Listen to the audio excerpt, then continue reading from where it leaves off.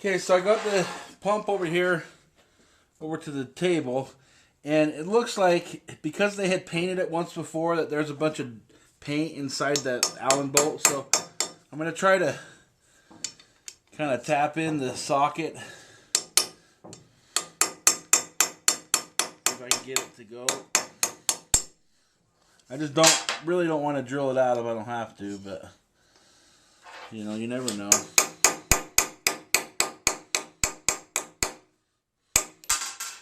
Man, it's so close, but not going.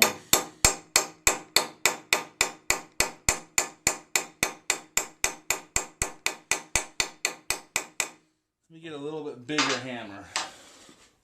I feel it wanting to go in, so just trust me.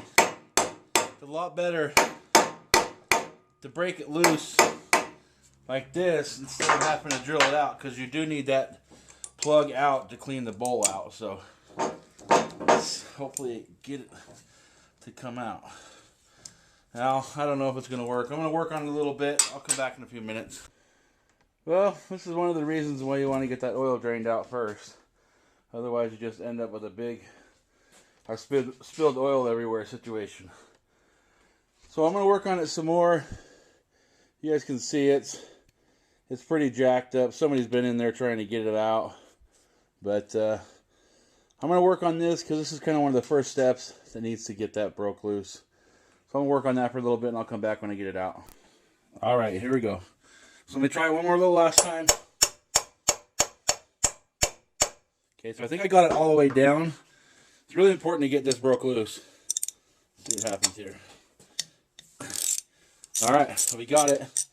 Now you can replace this nut. It's available at Western, and I'll put a link in the description down below. We're able to get it off, and you can see it's stripped out pretty bad. But anyway, we'll probably go ahead and replace that. And there's another one over on this side that you probably want to replace, because this one is how you can feel it, but see, I can't even get the thing in there. So keep in mind when you do rebuild these and you repaint them, you don't have to get crazy with the paint. I mean, they just put way too much paint on it over here. You know, 3 coats of paint's plenty. They don't need a lot, but you don't need to overdo it. There's a seal right here underneath this that's problematic, and they'd like to leak a lot. It's just a big O-ring, which I'll show you that as well. So, but I'm going to use this to actually flip it over and mount this right here in the vise. So I'm going to do that now. Now I mounted that to the bolt, not to the shaft. We're going to be replacing that, but I'm going to set this in just enough to where I can cinch it down, but not too much to where it's rubbing against here. You want to mount it right to that bolt hole. Okay, so that should be positioned really good. So now what I'm going to do, our next step is going to be take off the valve body, and then we're going to take out the pump inside here. So I'm going to take the solenoids out first, then the solenoid valves, then we're going to take off the manifold, and then we're going to take out the motor, and in that order. Okay, to take off the solenoid, you have an 18 millimeter. So they're not very tight. I think they're only like 15 foot-pounds, very, very small, and I'll show you how to adjust that when we put it back together. So it's an 18 millimeter to get that bolt off, and then this valve is a 23, and they, on the other hand, are kind of pretty tight. And I already noticed something wrong with this unit. So you see that play? That play right there is because these bolts are loose. So that's allowing moisture and dirt to get inside this reservoir. So we'll take you over and I'll kind of show you. That's a problem for these pumps, is that O-ring will go bad, and when it does, it's kind of, I'll show you the size of it. When that O-ring goes bad, that ends up causing all kinds of more problems with stuff getting inside there and leaking. So now this is the valve. I think this one right here, I'll look at it and I'll show you. I can tell which one it is as soon as I pull it out. So this one has 2 valves in it, right? And when I take these ones out, I'll show you that one too. This one has 2 valves. This one has 3. This one only has 1. So this one is your up and down. This one's probably your left. And this one's probably your right. I'm not sure on the actual configuration, but that doesn't even matter. When I take it all apart and I'll show you how to clean all the valves, we can kind of talk more about that in a little bit. I'm going to go ahead and take off the rest of these.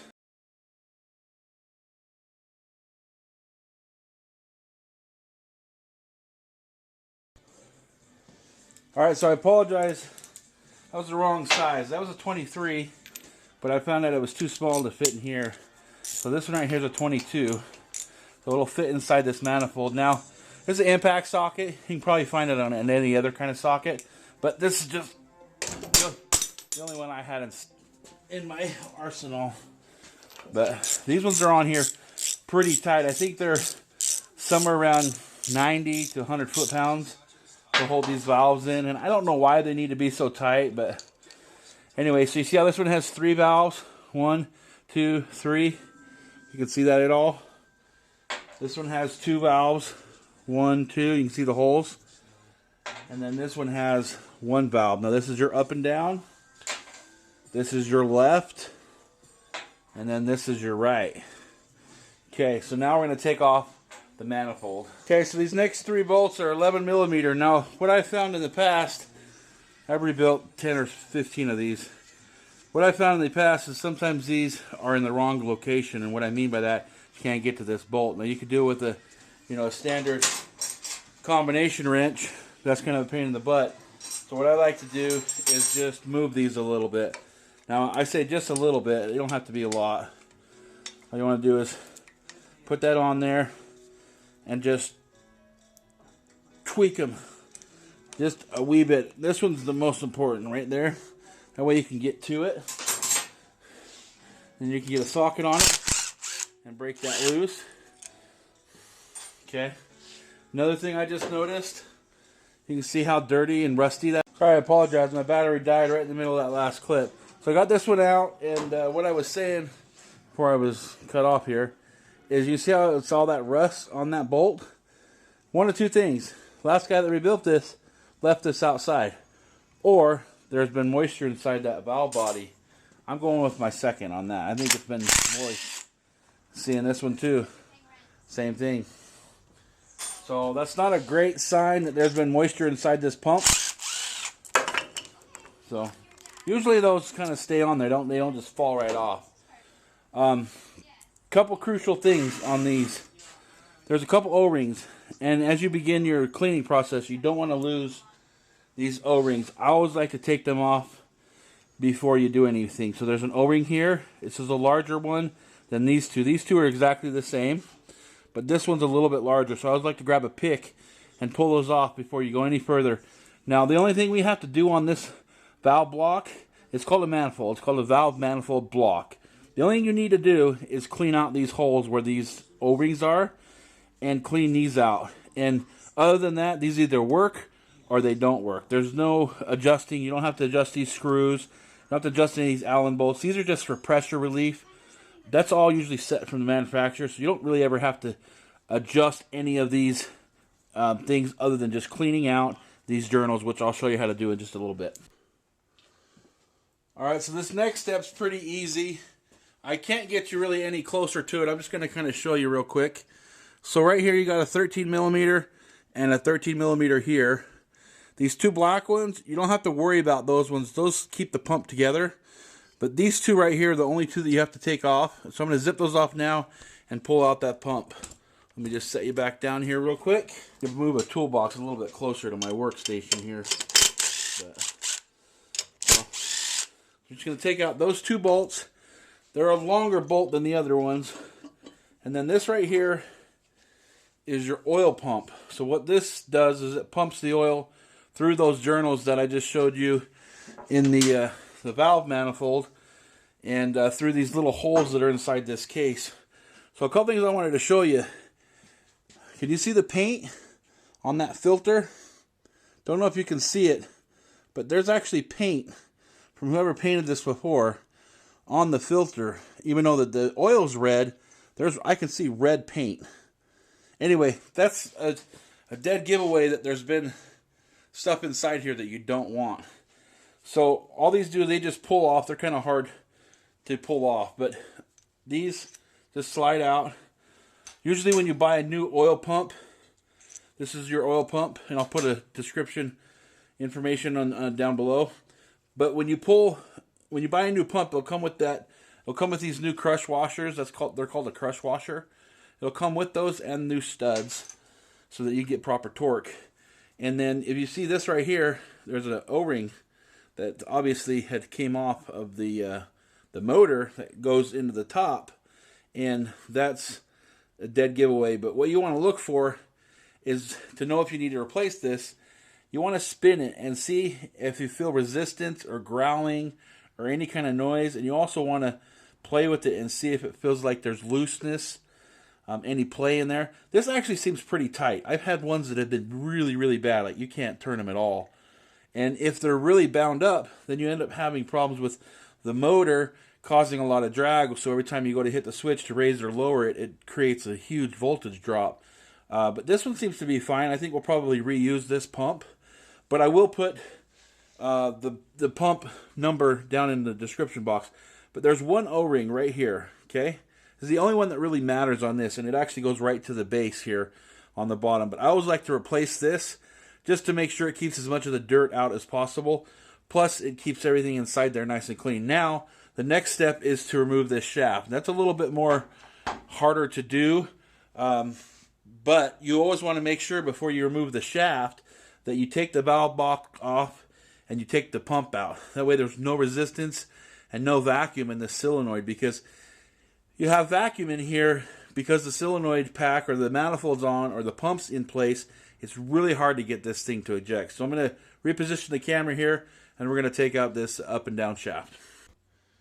Okay, so all you have to do to remove this, it's pretty easy.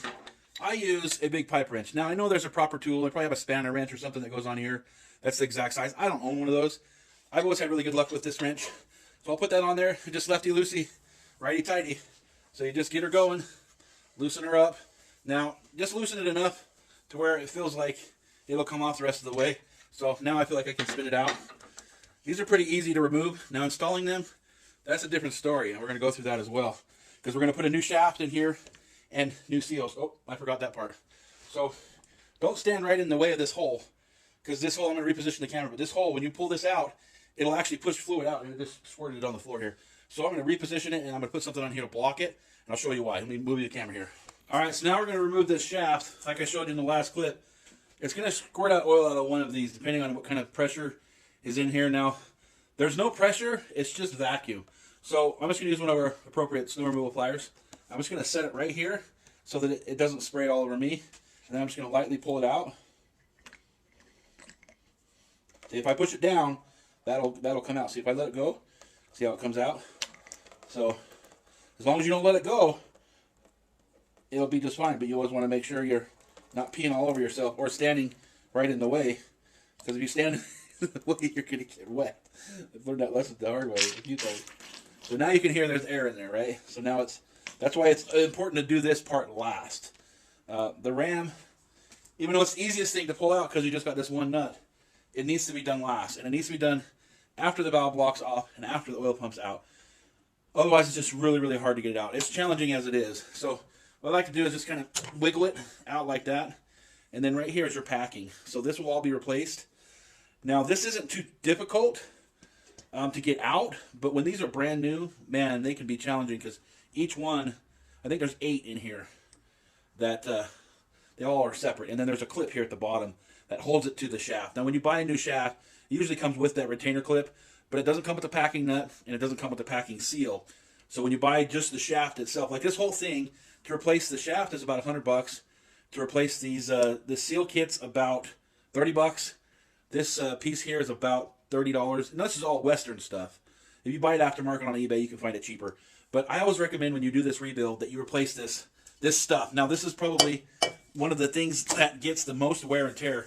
And I'm going to bring it in and do a close-up on all these pits that are in here, which allow moisture to get inside, which allows moisture to get inside your reservoir, which allows everything inside to get contaminated. So these usually last about 4 to 5 years, and then you want to replace them. It all really depends if you pressure wash it and you clean it. if you don't, and you just leave that salt on there after a storm, these tend to wear out a lot faster. So let me take you a little bit closer and I'll show you, we'll clean this up and I'll show you how bad it really is.